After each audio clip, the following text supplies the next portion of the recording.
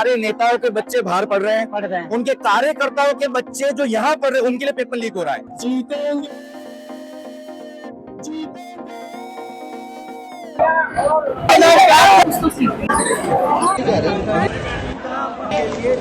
देखो यहाँ पे क्या है ना। नमस्कार, आप देख रहे हैं कि नेता किशोर चौहान जंतर मंतर को जन सैलाब है और इस जन सैलाब का कारण सिर्फ सरकार की नीति है, सरकार की शिक्षा नीति है। ये जो स्टूडेंट इतने सारे देख रहे हैं ना, ये पूरे भारत से पहुंचे हुए, इनकी सिर्फ एक ही मांग थी कि धर्मेंद्र प्रधान साहब आपसे शिक्षा नहीं संभाली जा रही है, आप रिजाइन कर दीजिए। धर्मेंद्र साहब जो थे वो पड़े हुए हैं कि हम नहीं देंगे रिजाइन। और आप देख लीजिए यहाँ पर लोग हैं, मैं आपकी बात करा ही रहा हूँ, पर मैं लाइव करने की कोशिश कर रहा था, पर यहाँ पर नेट बंद है जनाब। अब आप तस्वीर देखेंगे जब मैं ऑफिस पहुंचूंगा तब ये लोड होंगी। मैं यहीं से लाइव करने की कोशिश कर रहा था पर नेट बंद है। ये सरकार की तानाशाही है जनाब, ये चाहती है कि लोगों तक बात ना पहुंचे, लाइव तस्वीरें ना पहुंचे। तो तस्वीरें तो पहुंच रही है, आप कुछ भी कहें जनाब, तस्वीरें तो पहुंच रही है, सरकार ने नेट बंद कर दिया है सब कुछ। बिल्कुल, पूरे 3 से 4 किलोमीटर रेडियस में जैमल लगा ताकि आप वीडियो अपलोड ना कर सके। अगर आपने अपलोड किया तो यहाँ की सारी लाइव डिटेल्स में चली जाएगी। मतलब मैंने इतना पुलिस बल प्रशासन पहले कभी नहीं देखा। इतना प्रशासन है कि अगर ये लीक पेपर लीक हुआ। आपका क्या नाम है? मेरा नाम जुनैद अहमद है, मुंबई से आया हूँ। मैं अभिनेता हूँ। मैं अभिनेता हूँ। अच्छा, अभिनेता है जी। देखिए, अभिनेता है, मुंबई से चल के आप मान के चलिए। देखिए, इसलिए आए, ये कोई एक्टिंग करने नहीं आए, ये अपने बच्चों के भविष्य को सुधारने आए, क्योंकि बच्चों का भविष्य तो इसी से जुड़ा हुआ है। 20 बच्चों का मर्डर हुआ है, सुसाइड नहीं हुआ है। तो वो, और मैंने भी बच्चों को पढ़ाया है। अच्छा। तो एक अंदर का अभिनेता है, खून खोल रहा, 3 दिन से खोया नहीं था मैं। हर फिल्म में एक नई जिंदगी। और मैं चंद्रशेखर आजाद, भगत सिंह का बहुत बड़ा फैन हूँ। मैंने भी, और मैं इसीलिए टोपी भी वैसे पहन के आया। और ये लोग, मतलब आज जो पुलिस लगी, यही अगर लीक पे पेपर के टाइम पे लगती तो आज पेपर लीक नहीं होता। बिल्कुल। तो ये क्यों?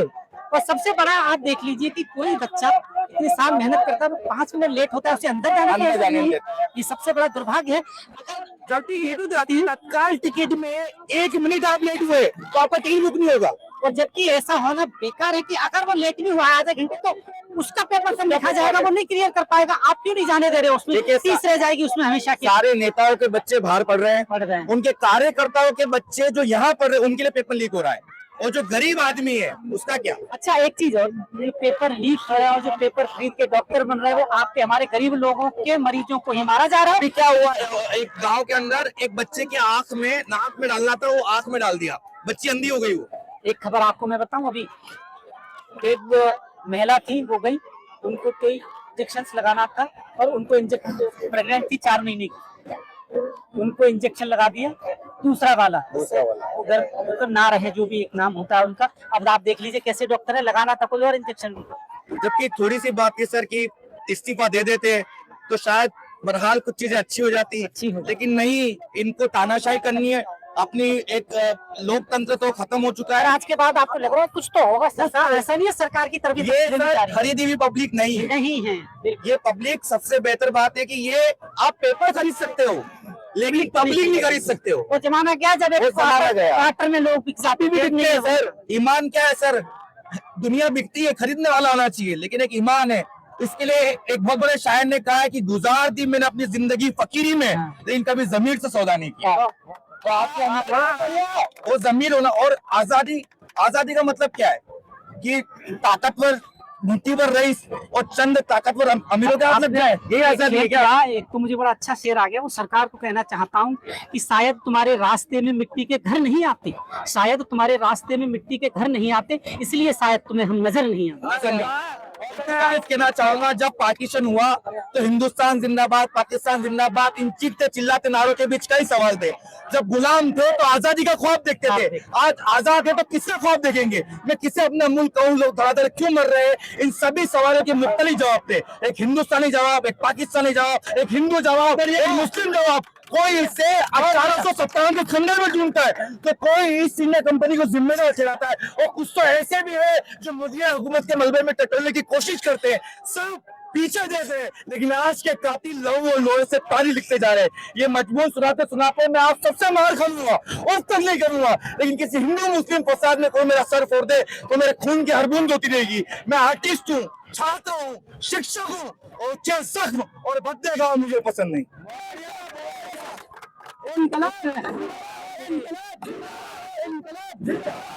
एक और खबर जहन में आ गई, आपको पता ही होगा, मैं बता देता हूँ। चंद्रयान, गगनयान, है ना, 100 से ज्यादा साइंटिस्ट ने रिजाइन कर दिया है। अब आप सोचिए, यानी कुछ तो ऐसा है, क्योंकि इतने बड़े ओहदे पे जाने के बाद कोई नौकरी छोड़ना नहीं चाहता। अगर छोड़ रहा है तो कुछ तो वजह है, सरकार से दुखी है या इनकी पॉलिसी से दुखी है। इनके साइंटिस्ट सर स्पेस टेक्नोलॉजी में बिजी है, पता नहीं कौन सी टेक्नोलॉजी है। इतने गड्ढे, इतनी चीजें, आप पेट्रोलियम मिनिस्टर से पूछो तो एथेनॉल डाल दिया। मेरी गाड़ी 2 बार खराब हो गई, मुंबई में रहता हूँ मैं, गाड़ी 2 बार, किसको जिम्मेदार ठहराऊं? अब आपने बोल दिया अवतार के टॉप होंगे, क्योंकि जितनों ने भी लगेगी आग तो आएंगे कई घर जद में, आपस में मेरा मकान थोड़ी है। यही बात है सर, बहुत बढ़िया। आप मुझे मार सकते हो, मेरी आत्मा को मार सकते हो, मेरे विचारों को नहीं मार सकते। गांधी जी ने यही कहा था कि मुझे तो मार सकते हो। आपने एक फिल्म देखी होगी, इसमें डायलॉग था, बड़ा पॉपुलर हुआ कि आप मुझे तो मार दोगे तो मेरे विचारों को कैसे मारोगे। ये हर भेजे में कहीं ना कहीं केमिकल लोचा करता रहेगा। और ये शायद आज बापू होते तो बाकी दुखी इन बच्चों के भविष्य को लेके होते, और उन सरकारों को जिनको वो बिठा के गए थे उस वक्त इस बड़े पद पर, यहाँ से थोड़ी दूर संसद है। आप सोचिए, इनके भविष्य के लिए बिठाया था, पर इन नेताओं ने इन सब का भविष्य शायद अंधकार में डाल दिया। और ये अंधकार ऐसा है कि शायद उजाले की किरण नजर नहीं आ रही है। क्योंकि सोनम वांगचुक, आप जाके देखिए उनके बारे में, उनका इतिहास देखिए, उन्होंने बहुत बेहतर काम किए। उन्होंने पर्यावरण के लिए काम किया है। जो ये सरकार इस पर्यावरण को खराब कर रही है, वो उसको सुधारने का काम कर रहे हैं। उनका आरोप तो आप लगा देते हैं कि वे चाइना से और यहाँ से उनके लिए, अरे भाई जेल में डाल दो ना फिर उनको। आपकी सरकार है, आपकी सारी व्यवस्थाएं हैं, अगर प्रूफ है आपके पास तो डाल दीजिए उनको। मैं एक कविता इस आंदोलन के बिल्कुल सुनाना चाहूंगा, प्लीज। आप लोग सभी लोग मेरे साथ गुनगुनाइएगा, गाइएगा, okay? We will win, we will win, we will win one day. We will win, we will win, we will win one day. जीतेंगे,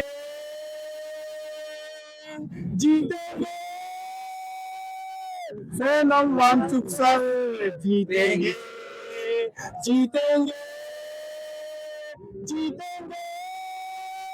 सोनम वांगचुक सर जीतेंगे। हम लड़ेंगे,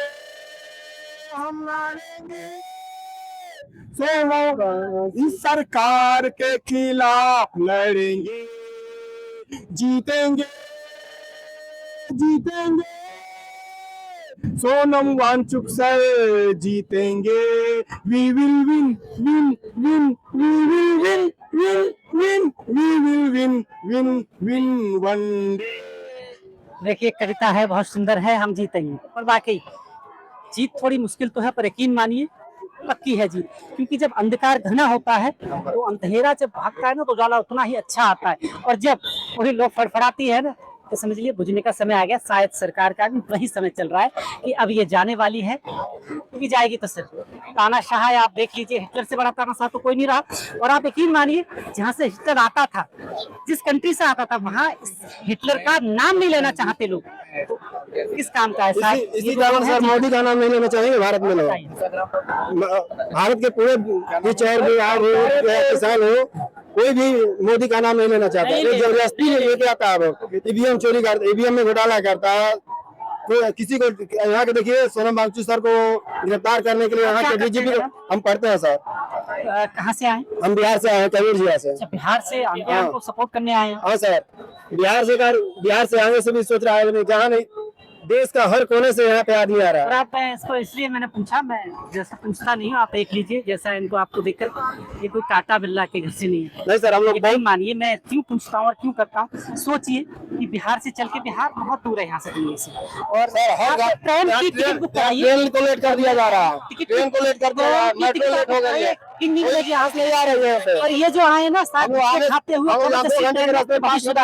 हम लोग पैदल आए 5-5 किलोमीटर करके। अब तो यहाँ से भी जाने नहीं दे रहे हम लोग सांसद के तरफ। सरकार को उंगली धन्य होते थे, सरकार इस्तीफा देती थी, जैसे नालायक सरकार नहीं देती पहले। वैसे अब हमारे जो छोटे बच्चे हैं उन पे कितना असर पड़ेगा। हम तो झेल लेंगे, आप तो सब लोग झेल लेंगे, छोटे बच्चों पे ऐसे ही हुएगा गाने को।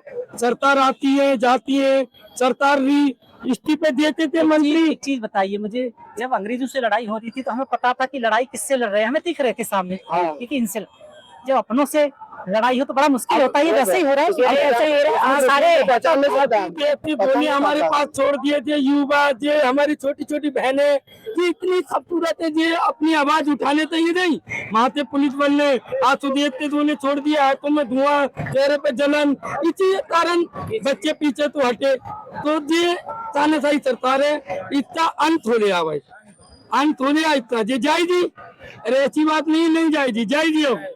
अब जो है इन्होंने हिंदू मुसलमान करते जे नाटक लिया है डोर को, अब डोर नहीं चलेगी, इनकी डोर पड़ गई ना है आज इनकी डोर पड़ गई। आप जितनी भीड़ देख रहे हैं ना, इसमें ना तो कोई हिंदू है और ना कोई ये हमारे सब भाई है, भाई है हमारे, ये सिर्फ भारतीय का नाम है, ये भाई है लेकर यहाँ पर आए। ये हमारा बड़ा भाई है, ये हमारे छोटे भाई है, ये सब भाई है, हमारा कोई हिंदू मुसलमान यहाँ पे जितने हैं सारे इंसान हैं।